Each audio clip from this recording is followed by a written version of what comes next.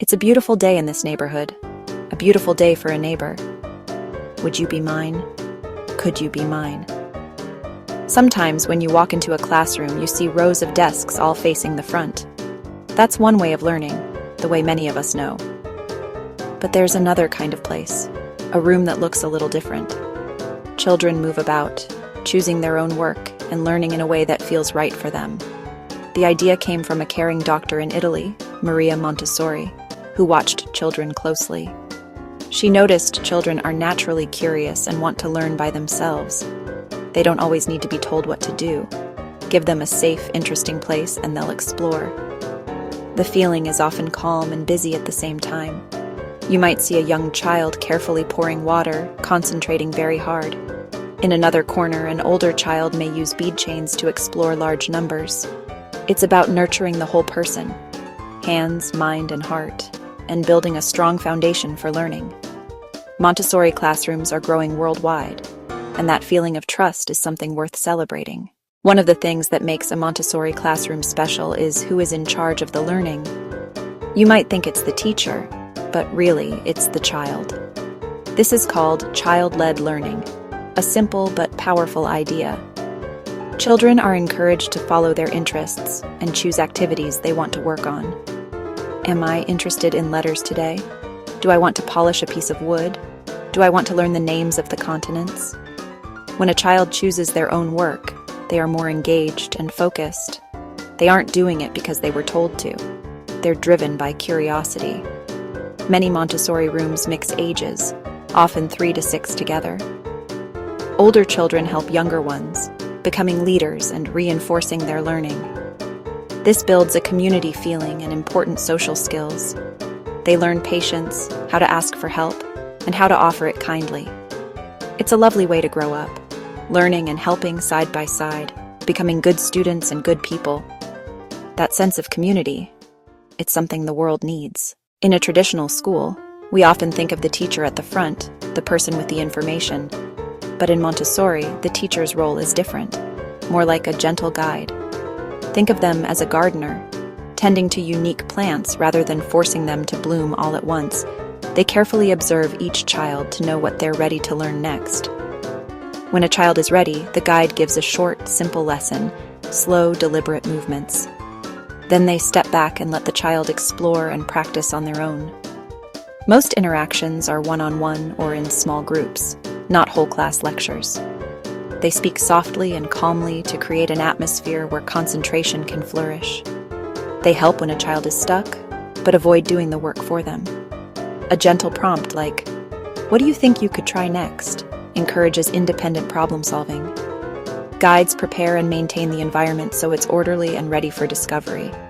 They're quiet observers, gentle presenters, and caring supporters of each child's journey. Most important learning comes from within the child. The guide helps it emerge. It's a humble, deeply rewarding practice of quiet, patient guidance. Imagine a room where everything is just your size. Tables and chairs are small enough for you to sit comfortably. Shelves are low so you can reach anything you want.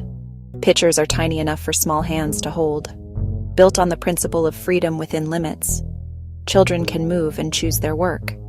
They can work as long as they need to and develop deep concentration. Be respectful of yourself. Be respectful of others. Be respectful of the materials.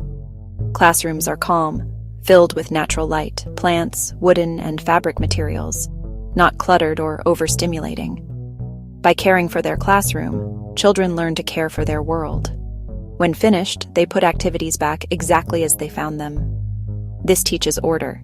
It also teaches responsibility and consideration for others. A beautiful, inviting place helps children relax, open to discovery, and build a peaceful sense within themselves. Order, responsibility, consideration, the simple lessons of a prepared environment.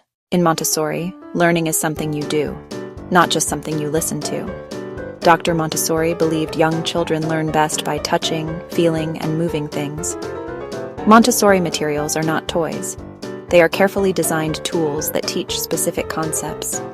Instead of a picture, a child holds a triangle, traces its sides, and understands its shape.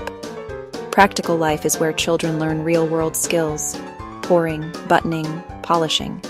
These may seem simple, but they build fine motor skills, coordination, and concentration.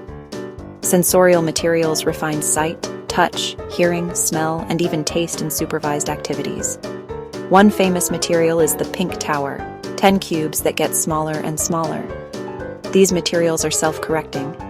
A wobble shows an error, so children discover and fix it themselves. Self-correcting activities teach observation and critical thinking without constant adult intervention. Discovering an error and fixing it is a powerful learning moment. They learn to be observant and think critically, all while playing with their hands, learning with our hands and our hearts. That's Montessori. When children learn this way, they often develop gifts that last a lifetime. One of the greatest gifts is independence. From pouring their own juice to tying shoes, children learn to do things for themselves.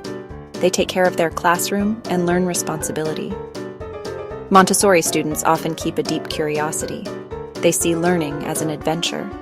They learn to ask questions and follow their interests.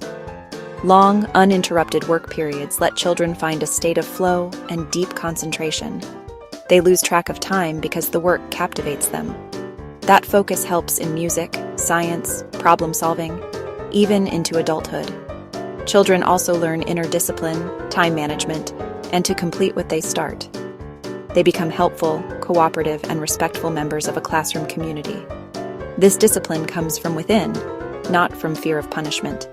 Independence, curiosity, concentration, responsibility. Gifts that help children thrive. These are the things that help children succeed and be happy human beings. Just like flowers in a garden, children are many different kinds, each unique. Each child needs different things to grow. Montessori is a wonderful path for many. Curious children, shy children, active children who need focus.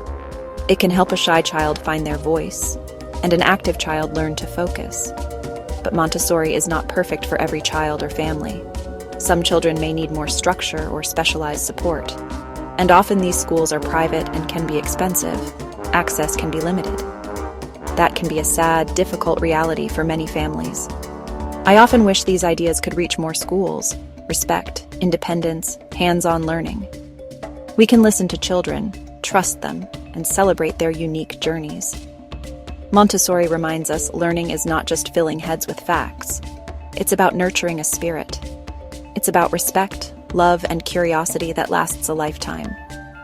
Whether Montessori or another school, we can bring a little of that spirit into every child's life.